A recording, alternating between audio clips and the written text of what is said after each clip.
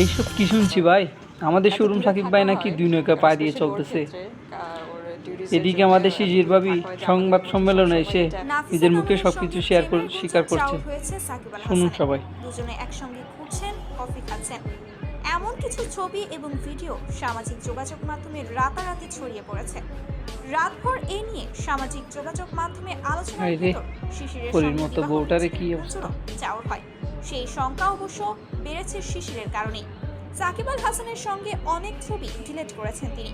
ইনস্টাগ্রামে একে অপরকে করেছেন এমনটা আনফলো। কখনো আশা তবে করি সকালে নাই। শিশির পরিবার হায় সহ রে, একটি ছবি পোস্ট করে সামাজিক যোগাযোগ মাধ্যমে এসব গুঞ্জনের জবাব দিয়েছেন।